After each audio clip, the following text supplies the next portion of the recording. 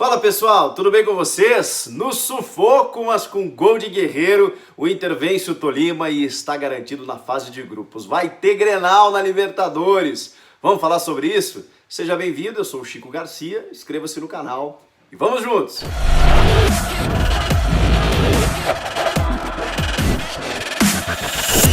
1-0, placar mínimo era o que o Inter precisava, vencer o seu jogo no Beira-Rio, conseguiu, tá na fase de grupos, passou pelas duas pré-libertadores, né? Contra a Universidade de Chile e agora contra o Tolima. Saiu aquele estresse, agora vem 6 jogos pela frente, entrou no grupo do Grêmio com também a Universidade Católica e América de Cali.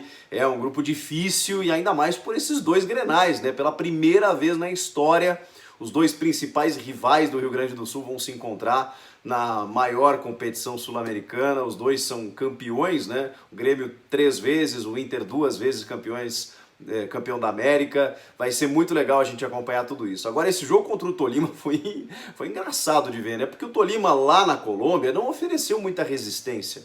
O Inter é que pouco atacou, mas tentou neutralizar o adversário por entender que daqui a pouco, jogando em casa, o Tolima pudesse ser perigoso em alguma escapada, e conseguiu fazer isso, até neutralizar o adversário, mas também pouco agrediu, para daqui a pouco sair com uma vitória de lá e ter a sua vida um pouco mais tranquila jogando em casa. A gente imaginava que jogando no Beira-Rio, o Inter fosse se impor, fosse fazer valer o seu fator local, seu estilo de jogo, os seus jogadores qualificados e até conseguir uma vitória um pouco mais tranquila do que o 1-0.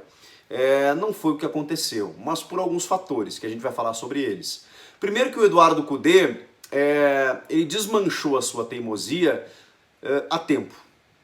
Ele de novo insistiu no Lindoso e no Damian Musto, que são dois jogadores que para mim se equivalem. Não que eles se equivalem dentro de campo, é óbvio que dentro da sua esquematização do time, eles não jogam na mesma função.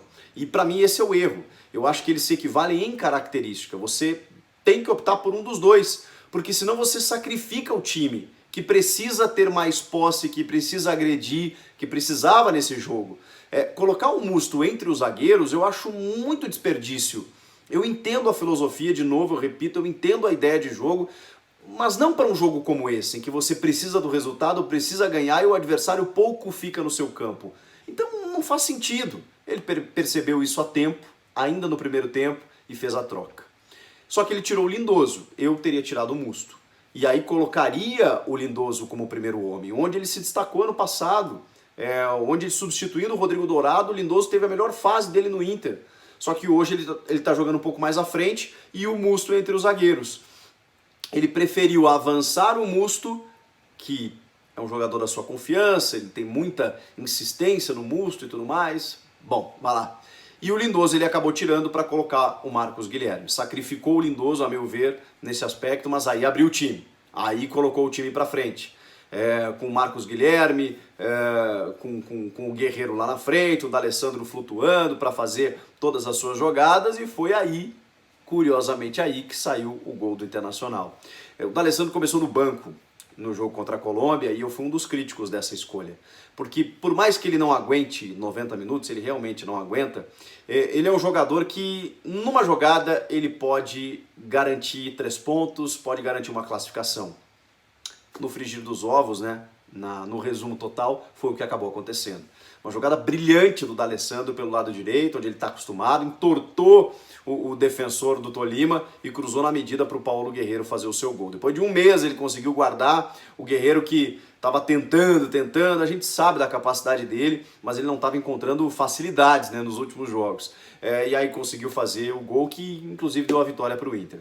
Bom, aí no segundo tempo tem a expulsão do Dali.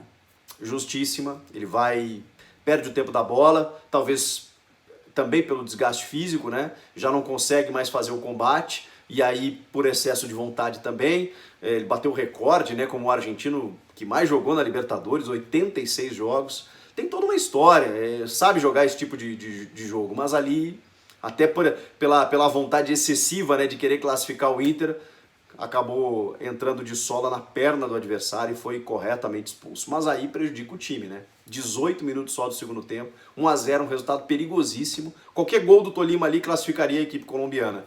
E olha que a partir daí o jogo foi um sufoco.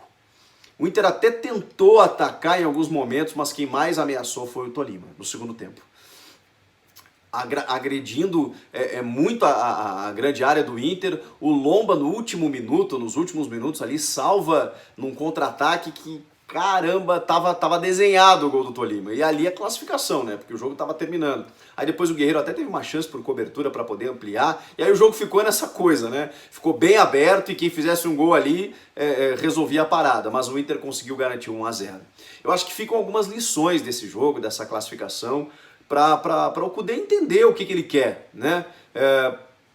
Ele fez uma escolha técnica pelo Bruno Fux em relação ao Moledo, que eu já não concordo, mas aí não quer dizer que eu esteja certo e ele errado, né? Na verdade, o mais lógico é que seja o contrário, mas tudo bem, é uma análise de quem está de fora, de quem viu o Rodrigo Moledo e o Vitor Cuesta fazerem uma grande dupla de zaga no ano passado. Acho que o Bruno Fux tem potencial, tem boa saída de bola, é um grande zagueiro também, foi bem no pré-olímpico, mas calma, acho que ele ainda não seria o momento dele, beleza. No meio de campo, acho que ele deveria mudar o sistema, fixa um cara ali como primeiro volante, seja o Musto ou o Lindoso, e abre mais o time, bota o Galhardo, bota o Bosquilha, bota o Marcos Guilherme, em alguns jogos põe o D'Alessandro, em outros não põe, enfim, com o Paulo Guerreiro na frente.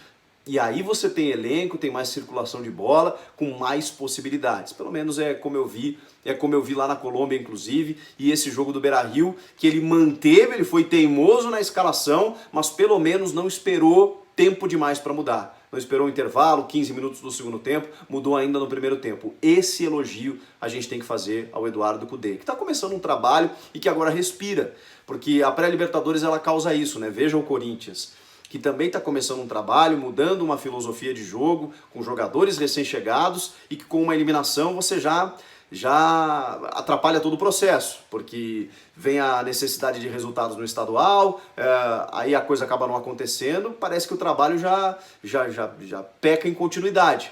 Então agora classificado para a fase de grupos, não que algo fosse mudar em relação à permanência ou não do Kudê, não é isso, mas ele ganha tranquilidade sim para trabalhar e talvez agora fazer algumas escolhas, porque eu entendo que em alguns momentos, como esses jogos eliminatórios, talvez as suas escolhas elas sejam mais pontuais, sejam específicas para esse tipo de jogo e agora ele possa pensar um pouco mais naquilo que ele pretende. Tomara que seja assim e ele monte, né, um Inter muito mais ofensivo, um Inter mais, como a gente viu nos times dele, no Racing, no Rosário Central, com boa capacidade. Vai ser um grupo muito disputado, que a tendência é Grêmio e Inter passarem para as oitavas de final, mas não dá para colocar como favas contadas, né? Vai ser muito disputado e interessante de ver. E Libertadores é isso, gente. O Inter não fez lá um jogo brilhante contra o Tolima, não importa. Libertadores não se joga, se ganha. Você precisa ter estratégia, neutralizou lá, venceu no Beira-Rio, e isso é o que fica. A gente faz a nossa análise mais profunda, até em termos de projeção, para o que vem pela frente. Mas até aqui o Inter cumpriu o seu papel e isso é o que a gente tem que valorizar nesse momento. Não é mesmo? Concordam? Comentem aqui, quero ver vocês. Inscreva-se no canal e eu volto na próxima. Tchau!